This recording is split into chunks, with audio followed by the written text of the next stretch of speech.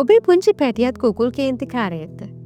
ගොඩක් ගෙවල්වල ඉන්නෝ පුංචි පැටව් ටිකක් කේන්ති යන. හරිම ඉක්මනින් කෝප වෙන. ඉතින් මේ කාලේ හරිම බහුල තත්ත්වයක් තමයි මේ තත්ත්වය. ඉතින් අද අපි කතා කරන්නේ මේ කෝප වෙන පුංචි අය කොහොමද පාලනය කරන්නේ. එහෙම නැත්නම් අපි හැමදාම කතා කරනවා වගේ චිත්තවේගී බුද්ධියෙන් යුතු දරුවෙක්, හොඳ චිත්තවේගී බුද්ධියක් තියෙන දරුවෙක් හදාගන්නේ කොහොමද කියන එක. ඒක යටතේ එන කෝප වීම, එහෙම නැත්නම් අධිකව කේන්ති ගැනීම කොහොමද කන්ට්‍රෝල් කරන්නේ සහ යාගේ චිත්තවේගී බුද්ධිය වැඩි කරගන්නේ කොහොමද කියන එක. මොකද අපි දන්නවා අද අලුත් ලෝකෙට කවදාවත් ඉස්සරහට අවශ්‍ය වෙන්නේ නැහැ IQ වැඩි බබාලා. ඒ කියන්නේ බුද්ධිය ඉස්සර තීච්ච බුද්ධිය දත්තමය බුද්ධියක් නේ තිබුණේ. ඒකට අපි කියන්නේ IQ කියලා. නමුත් අද ලෝකෙට අපිට අවශ්‍ය වෙන මිනිස්සු තමයි ඉමෝෂනල් ඉන්ටෙලිජන්ට්, එහෙම නැත්නම් චිත්තවේගී බුද්ධිය අධික මිනිස්සු. එතකොට චිත්තවේගී බුද්ධියෙන් වැඩි මිනිස්සෙක් හදනවා නම් අපි පැංචට එයාගේ හැඟීම් කළමනාකරණය කරගන්න හොඳට දක්ෂ මිනිස්සෙක් තමයි හදන්න ඕනේ. ඒ වගේ මිනිස්සෙක්ට තමයි ඉස්සරහ ලෝකේ ලස්සනට දොර හැරලා තියෙන්නේ, හොඳට ජීවත් වෙන්නේ. ඉතින් ඔබේ පුංචි පැටියා දැනටත් කේන්ති ගන්න බබෙක් වෙන්න පුළුවන්. ඉස්සරහට ඔය කුස ඇතුලේ ඉන්න පැංචා කොහොමද හදාගන්නේ කියලා ඔයගලන්ට ගැටලු තියෙන පුළුවන්. මේ හැමෝටම මම අද කතා කරනවා මේ කෝප වෙන පුංචි පැටවුන් සම්බන්ධව. මොකක්ද මේ වෙන්නේ, කොහොමද අපි ඒක කන්ට්‍රෝල් කරන්නේ, එහෙම නැත්නම් බබාගේ අනාගතය උදෙසා අපි කොහොමද හරි චිත්තවේග පාලනයකින් යුතු දරුවෙක් හදාගන්නේ කියලා. ඇත්තටම චූටි පැටවුන්ටයි කේන්ති යන්නේ. අපිට වඩා ඒගොල්ලන්ට කේන්ති යන්න ඕනේ. මොකද ඒගොල්ලන්ට ඒගොල්ලන්ගේ හැඟීම් කළමනාකරණය කරගන්න තේරෙන්නේ නැහැ. අපිට හැඟීම් කළමනාකරණය කරගන්න වැඩිහිටියෝ විදියට තේරෙනවා. හැබැයි අපි හිතන්නේ කි අනිත් පැත්ත. පොඩි අය කේන්ති ගන්න බෑ, ලොකු අය කේන්ති ගන්න ඕනි. පොඩි අය ලොකු අයට කේන්ති ගියාම ගහන්න ඕනි. අම්මට තාත්තට හරියට කේන්ති ගිහලා අපි දැන් ඉවසන්න ඕනේ. එහෙම කියලා තමයි හිතන්නේ. හරීම වැරදි. මොකද චූටි බබෙකුට කේන්ති යන එක වැඩි. කේන්තිය විතරක් නෙමේ, හැම හැඟීමක්ම එයාලට කළමනාකරණය, හැඟීම් කළමනාකරණයට ඒගොල්ලෝ ඉගෙන ගන්නවා තාම. හැබැයි අති විශිෂ්ට ලෙස ඔබට පුළුවන් ඔබ එයාට දෙන ෆීඩ්බැක් එක, අනුකරණය සහ ගෙදර පරිසරය, එයාට ලබා දෙන අවට පරිසරය හරි විදිහට හදලා හොඳ චිත්තවේගී බුද්ධියකින් යුතු දරුවෙක් හදන්න ඔබට පුළුවන්. ඉතින් ඇයි පුංචි අය කේන්ති ගන්නේ? විශේෂයෙන් වැඩිපුර කේන්ති ගන්නේ. ඒගොල්ලන්ට කේන්ති යනවා, දුක හිතෙනවා, හුඟක් චිත්තවේග බබාලට තියෙනවා. ඒක ඊටම ස්වාභාවිකයි. බබාට තීරුම් කරලා දෙන්න ඕනි මුලින්ම පුතේ කේන්ති යන එක සාමාන්‍ය මිනිස්සෙකුට ඇතිවන එක චිත්තවේගී ක්‍රියාවක් පමණයි. එක චිත්තවේගයක් පමණයි. ඉතින් ඒක නිසා ඔයාට කේන්ති යන බබෙක් ඔයා නරක බබෙක් කියලා එහෙම කියන්න බෑ. මොකද අම්මලා තාත්තලා හිතනවා ළමයින්ට කේන්ති යන්න බෑ. වැඩිහිටියන්ට විතරයි කේන්ති යන්න පුළුවන් කියලා. මම ඒක තමයි දෙතුන් පාරක් කියන්නේ. එහෙම කේන්ති යන්න පුළුවන්. දරුවෙකුටත් කේන්ති යන්න පුළුවන්, වැඩිහිටියෙකුටත් කේන්ති යන්න පුළුවන්. හැබැයි මේක කළමනාකරණය කිරීම ඔබට වඩා හොඳට ඔබේ දරුවා ඉගෙන ගනී. එතකොට ඔබේ දරුවා ඔබට වඩා චිත්තවේගී බුද්ධියෙන් හොඟක් ඉහළ දරුවෙක් වී ලොකු වෙනකොට සතුටින් ජීවත් වෙන අපිට වඩා. ඒකයි අපි මේ පාඩම කියලා දෙන්නේ. එතකොට බබාලා වැඩිපුර කේන්ති ගන්න, අසාමාන්‍ය ලෙස කේන්ති ගන්න ප්‍රධාන කරුණු කීපයක් තියෙනවා. එකක් තමයි අපි යාට කාලය නොදීම. මොකද අපිට වගේ පුංචි අයට කාලය කළමනාකරණය කර ගැනීමට බැහැ. ඒ වගේම කාලය කළමනාකරණය කර ගැනීම පිළිබඳව හැඟීම් නැහැ. යාට රැකියාවක් කරන්න, ඉස්කෝලේ යන, දැන් පාඩම් කරන්න, දැන් විභාගිය, එහෙම දේවල් යාට හිතෙන්නේ නැහැ. යාගේ ජීවිතය යා ලස්සනට ගත කරනවා.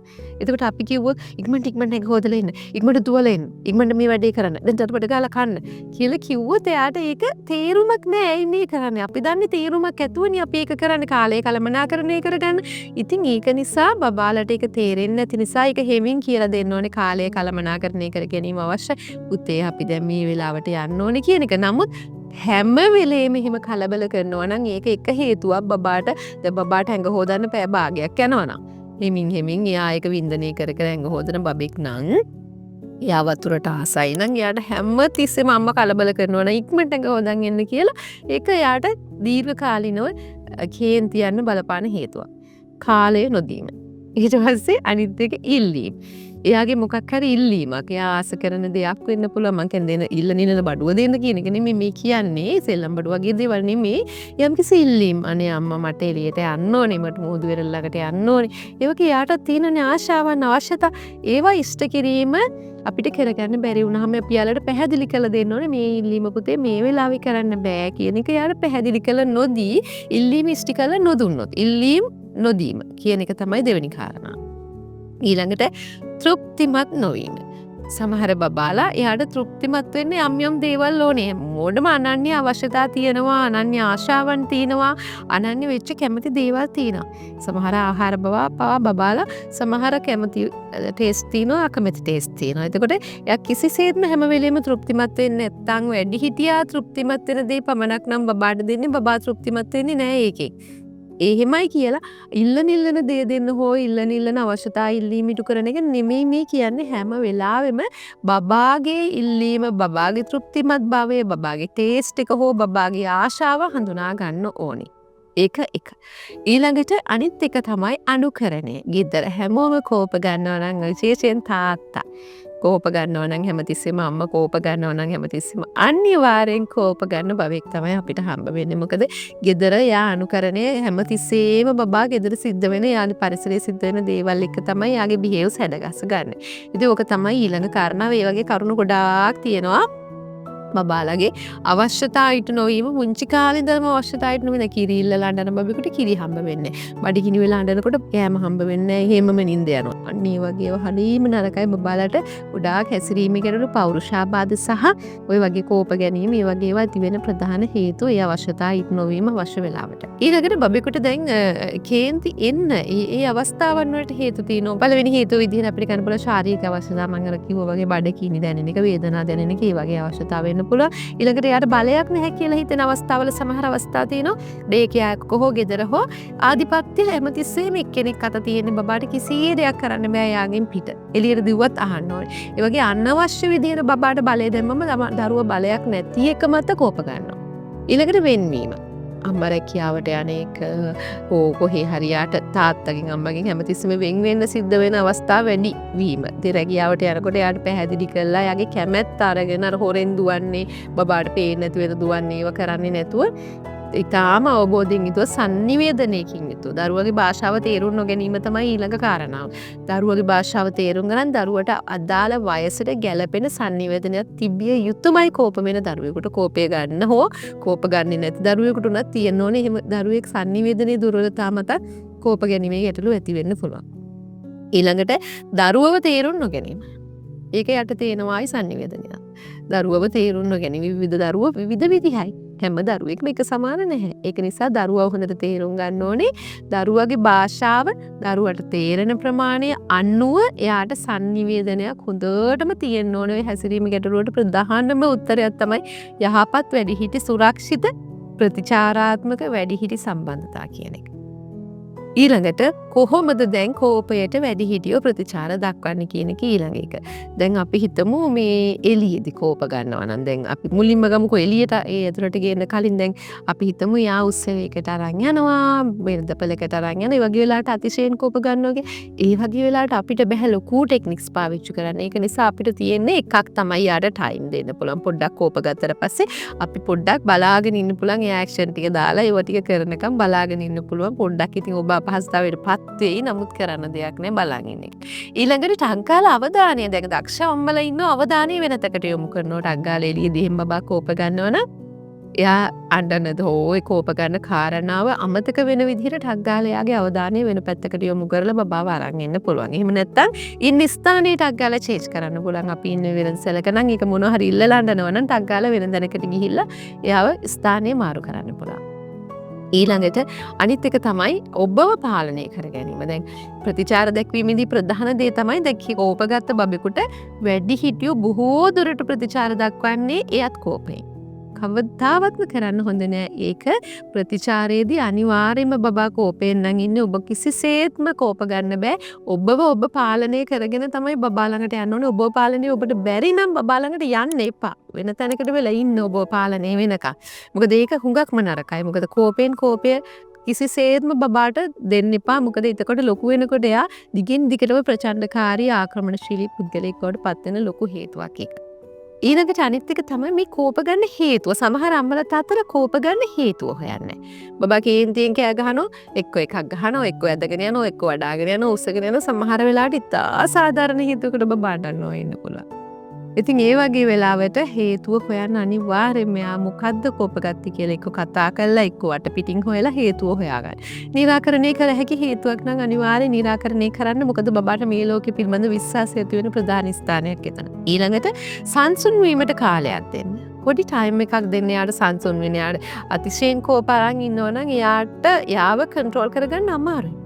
චිත්ත වේග පාලනය කරගන්න බබාලට අමාරුයි. පොඩි ටයිම් එකක් දෙන්න සංසුන් වෙන්න. එක්කෝ මියුසික් එකක් දාන්න සුවඳවල් ඇරෝමා ඔයිල් එහෙම හරියට සංසුන් කරනවා බබාලව කෝපගත්ත බබාලට හොඳ සුවඳක් දෙන්න. හොඳ ඇරෝමා සුවඳක් ටක් ගාලා සංසුන් වෙනවා. ලස්සන මියුසික් එකක් දාන්න. ඒ වගේ වට බබාලා හුඟක් සංසුන් වෙනවා.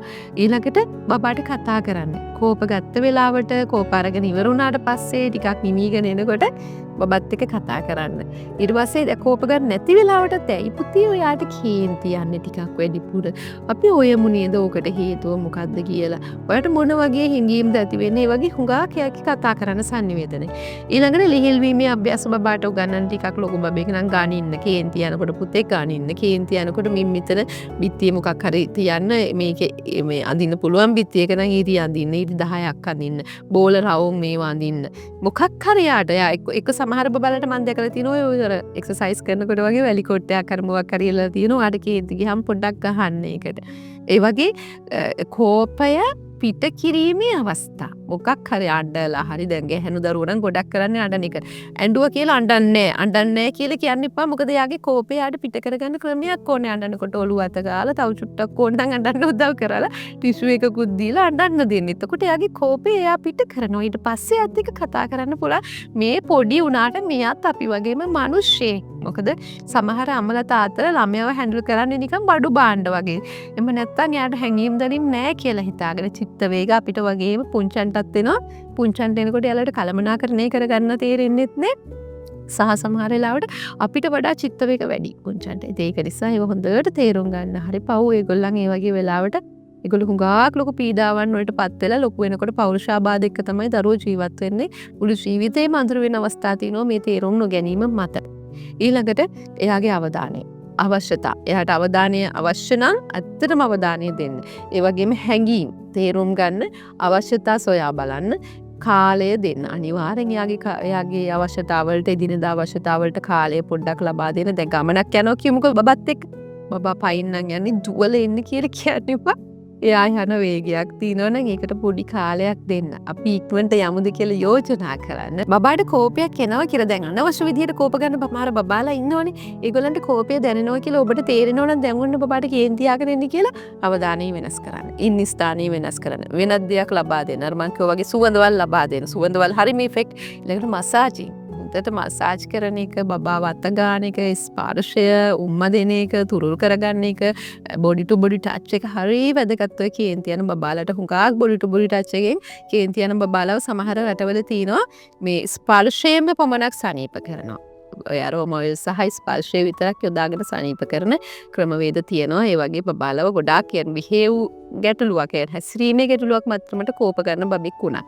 ඊළඟට කෝපල් ගන්න අවස්ථා හඳුනා ගන්න. සමහර බබලා සමහර දේවල් සමහර සුවඳවල් වලට කැමති නෑ, සමහර සද්ද වලට කැමති නෑ. ඒ වගේ බබාගේ ඒ කියන්නේ සමහරලාට ඔය හැසිරීමේ ගැටලු තියෙන බබාලට කේන්ති යන්නේ ඒ වගේව කොටක් හේතු වෙනොත් කැමති නැති දෙයට යා කේන්ති ගන්නවා. නමුත් සාමාන්‍ය බබාලා හැසිරීමේ ගැටලු නැති බබාලට අවස්ථා හඳුනා ගන්න පුළුවන් අම්මට මෙන්න මේ අවස්ථාව තමයි බබාට කේන්ති යන්නේ කියලා. ඊළඟට අවසාන වශයෙන් යාව අගේ කරන්න. එයා කේන්ති නොගෙන හිටියොත් දැන් වෙනදට කේන්ති ගන්න දෙයකට එයා අද කේන්ති ගන්නේ නැත්නම් අට කේන්ති ගියේ නැහැ කියලා හොඳට එයාව අගය කරන්න. අවසාන වශයෙන් ආදරය දනවන්න. ආදරේ තියාගෙන ඉන්න එපා.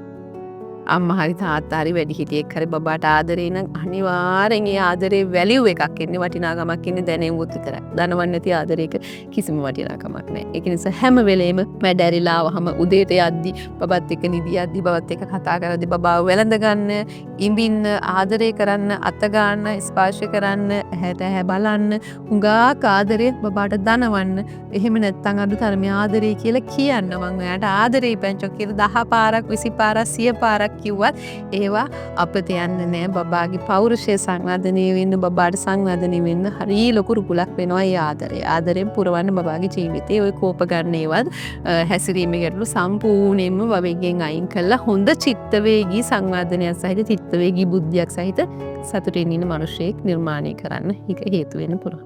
ඉතින් මේ වගේ වැදගත් කරුණු කාරණා මාතෘහා ළමා සෞඛ්‍ය සම්බන්ධව විශේෂයෙන් පුංචාගේ සෞඛ්‍ය සම්බන්ධව අපි අරගෙන ඉනවා ඉස්සරහටත් මේ නාලිකාවෙන්. ඊටම විශ්වාසයෙන් සහ වගකීමකින් යුතුව තමයි මේ විෂයපතේ සම්බන්ධව අපි කතා කරන්නේ මාතෘහා ළමා සෞඛ්‍ය විෂයපතේ සම්බන්ධයෙන්. එහෙම ඒ විෂය ඉගෙන ගන්න කෙනෙකුට වුණත් එහෙම නැත්නම් අම්මා කෙනෙකුට තාත්තා කෙනෙකුට හෝ දරුවෙක් රැක බලා ගන්න ආයතනයක වැඩ කරන කෙනෙකුට වුණත් මේ අපේ වීඩියෝ බලලා ඔයගලන්ට ඉගෙන ගන්න පුළුවන්. අපි හරිම විශ්වාසයෙන් සහ වගකීමකින් යුතුව තමයි ඉස්සරහට මේ හැම දෙයක්ම අරගෙන එන්නේ.